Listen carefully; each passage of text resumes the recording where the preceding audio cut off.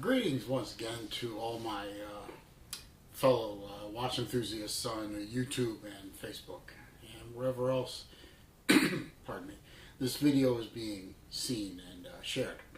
It's Saloon Driver again, here for another conversation video. I think this is number 6. By the way, on these videos, if you see me looking over down here, I'm looking at my phone, which is attached to my GoPro, which shows me what's going on. And if you see these little occasional neck twitches, I've had people ask me about this. I have a bad neck. It's an old injury, and it's just something I don't even notice anymore. But it's just stretching, the little kinks. What happens when you get old? Anyway. The reason for this video, the idea I should say, is a question that I just got asked literally a few minutes ago from when I'm making this video on my YouTube channel about another video. And he was asking about if he should buy this watch or that watch. And it happened to be a dive watch that was not COSC certified, and that he had heard that the watch wasn't 100% accurate and that you had to play with it a little while. And I happen to have owned one of those watches before and had since sold it. Before I get any further, a wristwatch check. Let's see, I am wearing my Seiko Pogue, which I have done in a previous video, and it's a quartz. No, wait, this is not a quartz. No, this is a manual, well, not a manual wind. It's, it's an automatic, but it won't wind. It's one of those watches. Anyway, the question was, if, a dive watch isn't COSC certified because of the movement that they use, or whatever, should I buy the watch? And this got me to thinking, and I replied to him in the manner that I'm going to reply on this video, because I think it's something that people should think about, because I see it all the time on the watch forums. I see it on Urban Gentry, I see it on Kickstarter and Horology, I see it on the Quartz group. These are all Facebook groups. I see it on Collection Watch, I see it on Watcha, and all of them. The variations of this theme, which is, my watch of manufacturer X or Y is losing time or gaining time, and I'm really ticked off about it, and blah, blah, blah. Or, I've heard that this particular watch has problems with keeping good time, and, should I buy it, etc., etc. And I wanted to share my feelings on this subject because I think there needs to be a bit of clarity on this. Now, watches like this Pogue, I have a couple of watches over here on the table. Watches like these two Zelos watches. I have the ZX7 Timascus, and I have one of their Swordfish, the bronze skeleton manual wind.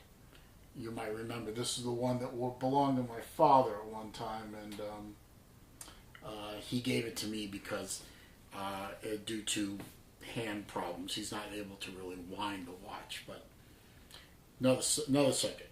Anyway, all these watches are one form of another, a manual, an automatic, I should say. They all have, or a manual wind in this case, they all need attention. This one has to be, moved around or put on a winder.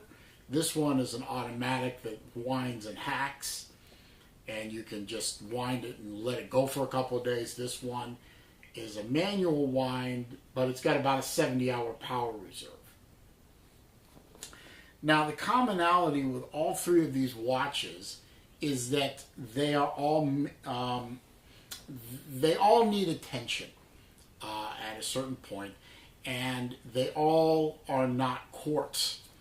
Now, there's nothing wrong with quartz. I own several quartzes. In fact, all the watches in my Aliens collection are all quartzes. I have a quartz version of this watch, the ZX3, which I reviewed. I have a quartz watch that's coming fairly soon, that I'll review on this channel fairly soon. It's a vintage watch, but I have several watches from from Bulova, the Accutrons, which are the electronic watches, the tuning fork watches.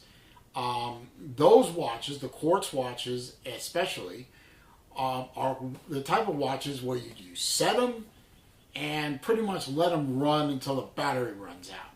And they are very accurate. And they don't require a lot of hands-on messing around. Or as my grandmother liked to say, they don't require you to do a lot of putchki. A lot of touching, a lot of putchkiing. She was a sweet old lady. Now, I said this to the guy who wrote me the question, and I say it to you folks now. If you want a watch that is going to be beyond COSC accurate to within seconds per month, 5 seconds a month, 5 seconds a week even, go buy a quartz. Nothing wrong with a quartz, but if you're looking for dead nuts accuracy, go buy a quartz and stop agonizing over it. And there are some very fine quartzes out there.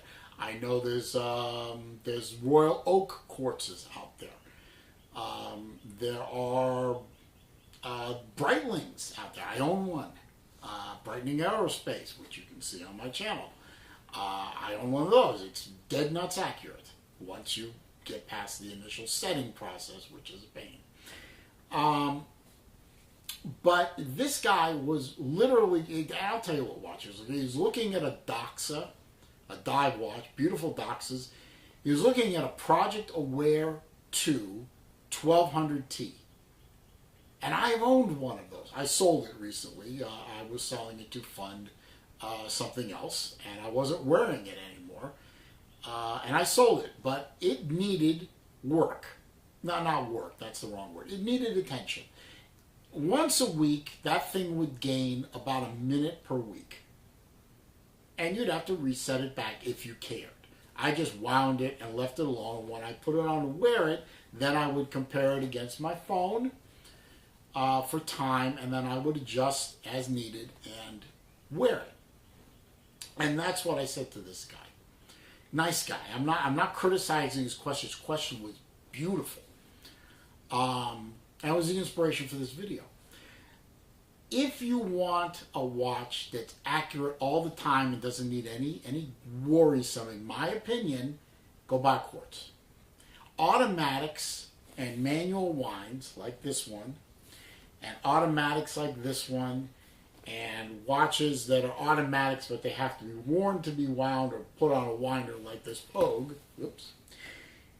These are not going to be 100% accurate over a given period of time. They're going to have to be adjusted. This one, the ZX7, I probably have to adjust it once every couple of weeks. It gains a little time, and every week and a half, 2 weeks, I have to readjust. The manual wind from Zelos, the Skyraider, it's accurate. It has very good accuracy, but of course it's going to need to be wound every 2 or 3 days because it, frankly, stops. This Pogue, the Pogue runs beautifully. It is very accurate, even for an automatic. But every once in a while, I'd say every couple of weeks, I pull it off the winder and I check it, and it's a little slow, and I adjust it. I put it back on the winder, or I wear it. Automatics and manual winds, by their very nature, are mechanical movements. And I don't care if you're talking about a Zelos or a Seiko or a Rolex or an Audemars or a Patek or whatever. I mean, you can go from the very basement all the way up to the Pateks or if there's anything about Patek. I don't know. I've yet to see something about Patek myself. If you have an automatic, it's going to need attention. It's a mechanical device, and it cannot be made to be as accurate as a quartz. They can be made very close. They can be made with very high precision. But an automatic or a manual wind, by its very nature, is going to need attention from the owner. Me, you, somebody. And that's just the nature of the beast. But you shouldn't let the fact that you're going to have to play with the watch, you're going to have to pull this crown out every once in a while and mess with it. You shouldn't let that dissuade you from buying the watch you want. And that's what I told the guy who posted the question to me. I told him, if you can go get especially a Doxa Project Aware 2, which don't come up for sale that often and are sold out through Doxa, at least the one he wanted, if you had the opportunity to come up and buy one of those things, buy it.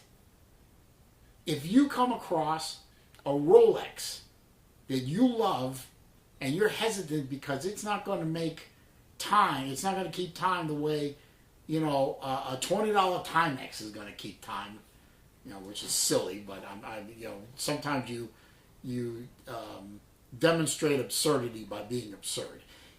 You love the watch and you're not going to buy it because you're going to have to play with it, because it's not COSC, because it's not as accurate as a quartz watch.